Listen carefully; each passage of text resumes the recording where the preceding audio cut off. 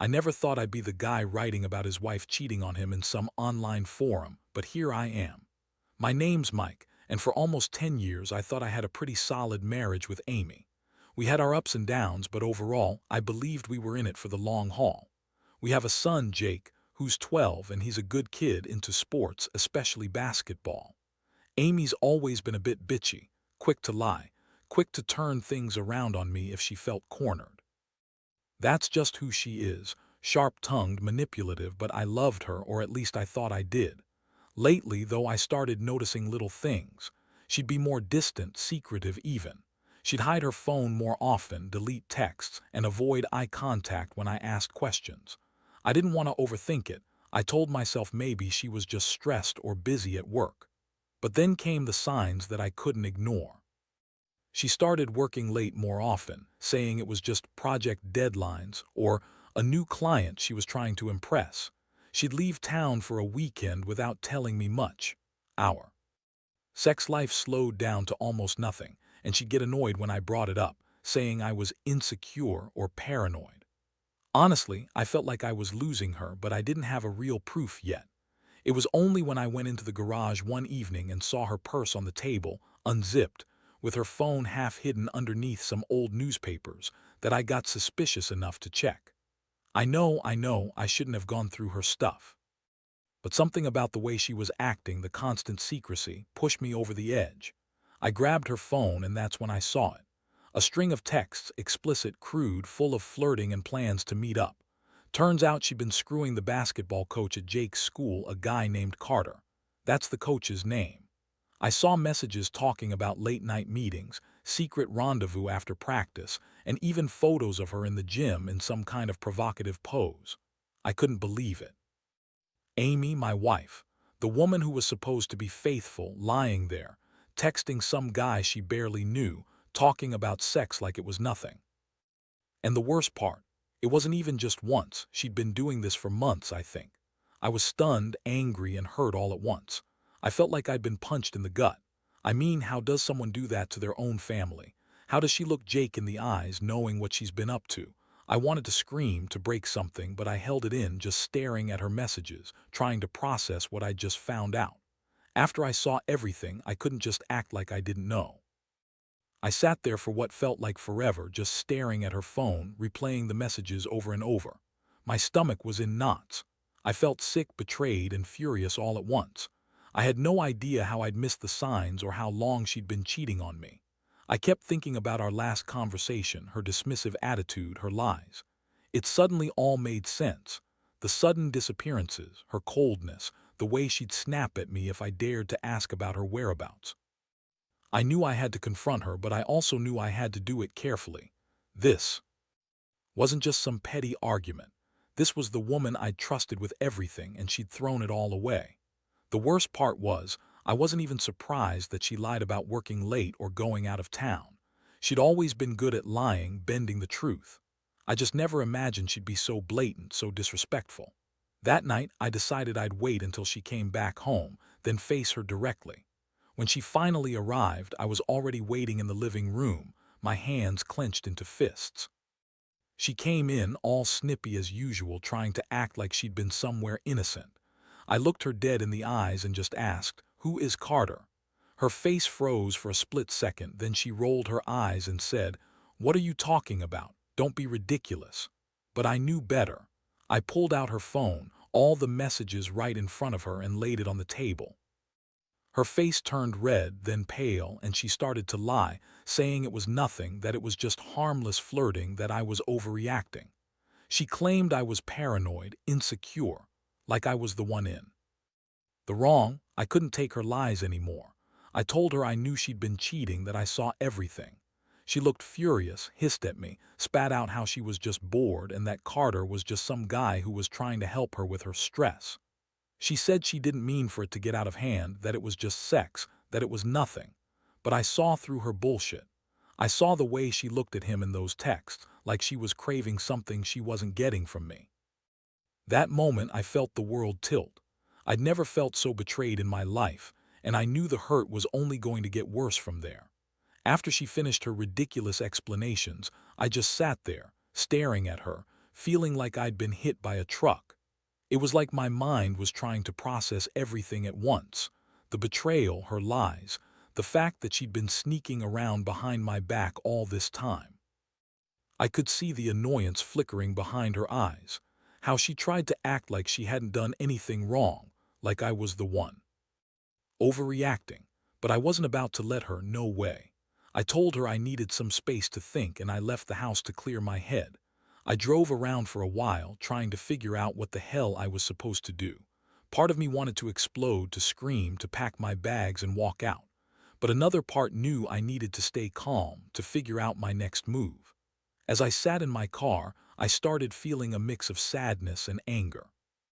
I felt like such a fool for trusting her for so long, like I'd given her everything, the marriage, the love, the stability, and she'd just thrown it all away for some affair with a guy who clearly didn't give a damn about her.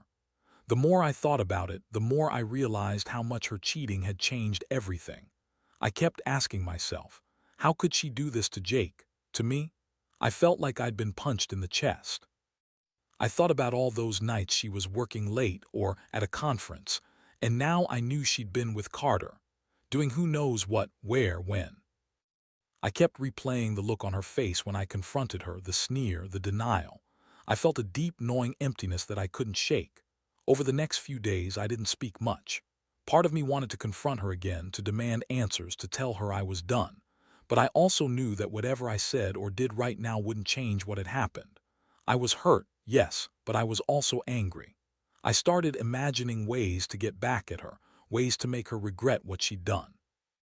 It wasn't just about the betrayal. There was a deep desire for justice, for her to feel a fraction of what I felt. I knew I had to decide what I was going to do about the marriage, about my family, about myself. One thing was clear: I couldn't trust her anymore. Not the same way. That's when I started planning my next move, trying to figure out whether I should stay and work things out or just cut her loose. The hardest part was realizing that, even if I wanted to fix this, I didn't know if she deserved it or if she even cared. Enough. All I knew for sure was that my world had been turned upside down and I'd never look at her the same way again. A few days passed and I kept circling the mess in my head. I couldn't sleep well, kept waking up with the image of her face, the texts, the betrayal. Every time I looked at her, I saw the lies she told, how she tried to act innocent even after I'd caught her red-handed. Honestly, I was numb, but inside I was boiling. I wanted to make her feel what she made me feel: humiliated, betrayed, totally wrecked. I started thinking about how to do that, some way to turn the tables. Not just a screaming match. I wanted her to understand that I wasn't some idiot she could just manipulate and cheat on. I decided I needed proof, more than just her texts. I wanted something concrete, some way to show her I wasn't going to let her walk all over me. So I made some discreet plans. I hired a private investigator, just in case, to dig into Carter. I wanted to know if she'd been more than just sneaking around in the gym. Turns out she had. I got hold of some footage from the school's janitor's security cameras. The footage was shocking. It showed her in the school gymnasium after Jake's practice, right there with Carter. They looked like they were about to do something, and I saw her get into her car with him afterward. That was the final nail in the coffin for me. Seeing her in that footage was like a punch to the stomach. All the lies, the fake innocence, I was just confused. Everything crumbled in that moment. That's when I realized she'd been lying to my face for months. She'd been sneaking out, meeting him after practice, and then lying to me about everything. That was the moment I knew I had to confront her again, but this time with proof. I couldn't let her spin her web of lies anymore. I knew she'd deny it, say it was just innocent, say I was overreacting, but I had the evidence. It made me feel sick, honestly. I thought I knew her, but she had been hiding so much, and I was just now seeing the full picture. But I also felt a strange sense of clarity. Maybe now I knew what I was really dealing with. She wasn't some victim of circumstance. She was actively cheating, actively hiding things from me. And Carter, he was just as much part of it as she was. I couldn't keep pretending this was just some passing mistake. It was deliberate, planned. I started to see that I was the only one who truly cared about the marriage, about the family. She didn't.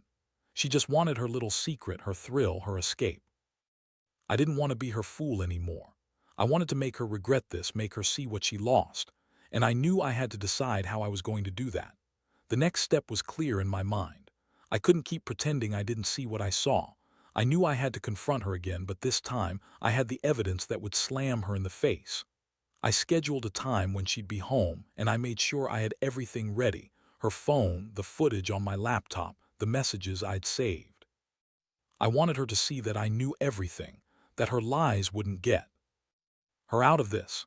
When she walked in that evening, I was already sitting in the living room, menus from the detective's firm, her texts, and the school footage all laid out on the table.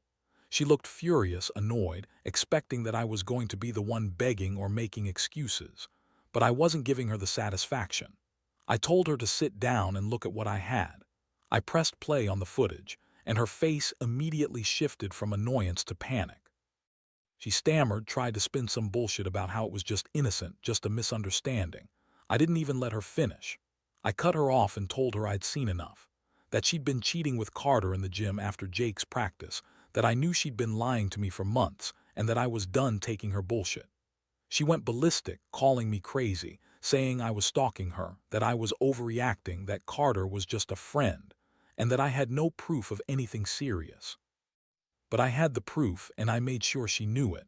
I told her I was sick of her lies, that I wasn't going to be a fool anymore. I said I wasn't sure what I was going to do, but I knew I couldn't stay with her the way things were. I was hurt, furious, and feeling like I'd been shattered into a million pieces. Watching her deny everything, trying to gaslight me, all I could think about was how much she'd betrayed me, our marriage, our family. She started crying, throwing tantrums, begging me to believe her, saying she was just bored, that she didn't mean for it to go this far. But I didn't believe her. I was past caring about her excuses. All I saw was a woman who didn't respect me, who didn't care about what she was destroying. I told her I needed time to think, that I wasn't making any decisions right now. But I knew deep down that the damage was done. I couldn't unsee what I'd seen. I couldn't pretend everything was okay anymore. That night, I just sat there, staring at the footage, feeling numb and devastated all at once. I knew my world was crumbling, and the worst part was, I wasn't even sure I wanted to fix it anymore. Over the next few days, everything felt like a blur. I stayed in my own head, replaying the scenes, the lies, the betrayal. The house felt cold and empty even when Amy was there, trying to act normal, acting like everything was fine. But nothing was. Every time I looked at her, I saw the woman I once trusted, now exposed as a liar and a cheat. I couldn't believe I had been blind for so long, trusting someone who had been sneaking around with Carter in the gym, behind my back, while I was just a fool at home, unaware. I knew I had to make some kind of decision. Could I forgive her? Could I pretend none of this ever happened? Honestly, I didn't think I could.